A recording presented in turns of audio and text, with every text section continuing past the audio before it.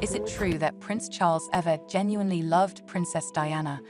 Or did he marry her because she was going to be a perfect match for the British monarchy, since she was the perfect match for the royal family? Going to be separated again because you're going to Australia, Yes. and you'll be away, what, 5-6 weeks? Something like that. Yes.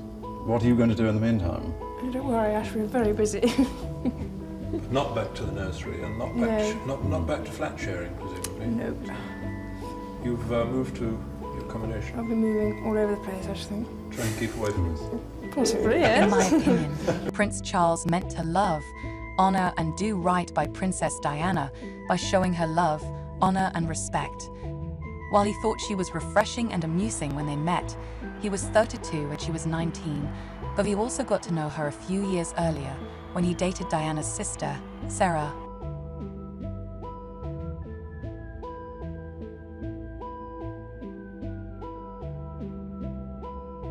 After it became clear that he would not be able to marry Camilla, Prince Charles was in a state of despair. During his childhood, he was mentored by his great-uncle, Lord Louis Mountbatten. It is no secret that Lord M was a complex man. During his time as Viceroy of India, he served honorably and courageously in 2 wars during which he bravely fought. As a womanizer and serial philanderer, he was a notorious figure in society. After being widowed, he looked forward to semi-retirement back in the UK. Upon his return, he had a job to do to mentor Prince Charles, who was entering his teen years at the time. However, he did have a positive impact on Charles by making him comfortable with the outdoors and taking him fly fishing, hunting, and teaching him about the outdoors in general. Charles took to this with great enthusiasm. The only downside of his advice was that he suggested Charles enjoy his 20s, savoring as many women as possible before settling on one. At this time, Charles was being sent away to serve his country in the military, and Camilla was getting married to Andrew Parker Bowles. At the time of Charles' return, Lord M encouraged him not to despair. Lord M had never found marriage to be an obstacle to sleeping with others. He would only have to be a little more circumspect when it came to sleeping with others if he wanted to retain his position as the heir.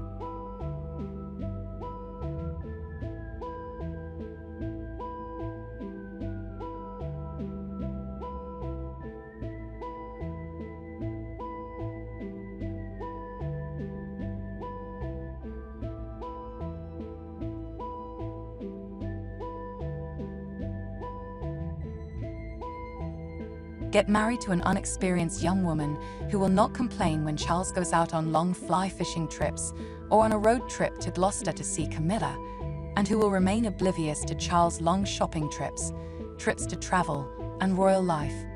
Just delighted and happy. And I'm amazed that she's been brave enough to take me on. And I suppose in love. Of course. Whatever in love means. Well, it You can obviously put your own means, interpretation. obviously means two. Then, just as he was beginning to court Diana, Lord Louis Mountbatten was assassinated by the Irish Republican Army. Despite the fact that Charles was devastated, the firm encouraged him to get on with the task of being the future king after a short period of grief.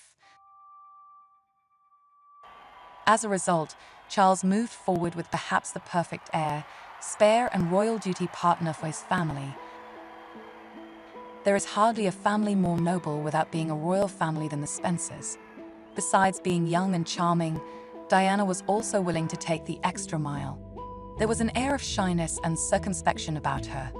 As a matter of fact, Charles liked her and believed that she would grow into being a more serious woman with a strong sense of responsibility, that there were plenty of advisors around the palace who would help her become the queen of the future.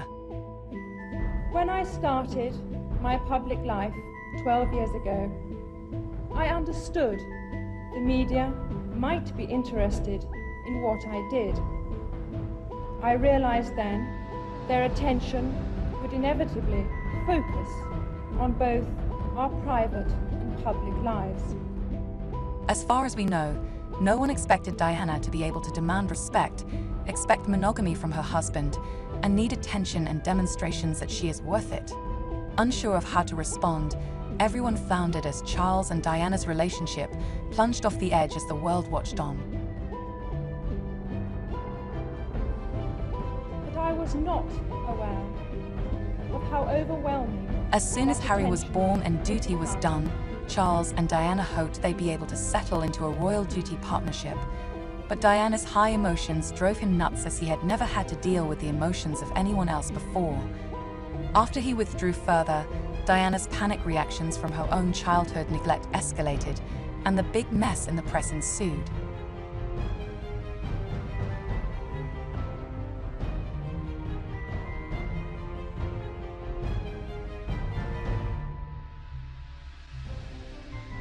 Charles would have given Diana respect, a comfortable life, and friendship in their shared parenting and royal duties. The problem was that she wanted more, and he didn't have it for her. He provided Camilla with loving care, and the whole thing collapsed as a result. Nor the extent to which it would affect both my public duties and my personal life in a manner that's been hard to bear.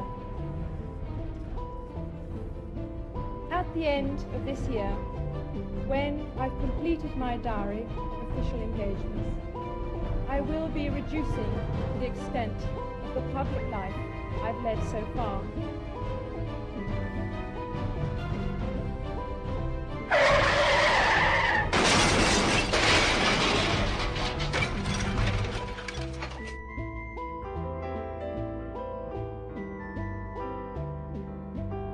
This has been another short royal documentary. If you enjoyed this video and want to see more royal content, please like and subscribe for more.